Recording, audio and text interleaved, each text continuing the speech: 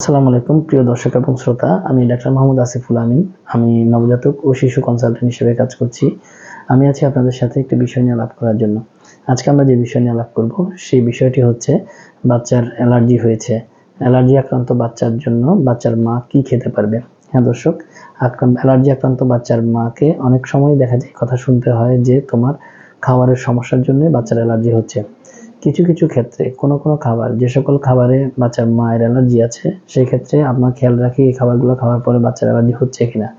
যেমন বেগুন, অথবা হতে পারে হাঁসের ডিম, চিংড়ি মাছ, ইলিশ মাছ, অথবা দেখা যায় ছাগলের মাংস, অথবা হাঁসের মাংস, কচু, কচু শাক, কচুর লতি, এই টাইপের খাবারগুলো খাওয়ার পরে যদি বাচ্চার মায়ের অ্যালার্জি হয় এবং দেখা যায় পরবর্তীতে বাচ্চার যদি অ্যালার্জি হয়, স্পেসিফিক সেই খাবারগুলো বাচ্চার মাকে অ্যাভয়েড করতে হবে। এমনিতেই সাধারণ স্বাভাবিক সব খাবার বাচ্চার মা খেতে পারবে। অনেকে দেখা যায় যে অতিরিক্ত খাবার বাঁচার কারণে বাচ্চার মায়ের পুষ্টিহীনতা অথবা স্বাস্থ্যহীনতা ঘটার সম্ভাবনা থাকে। তো আজকে এই পর্যন্তই। ধন্যবাদ সবাইকে।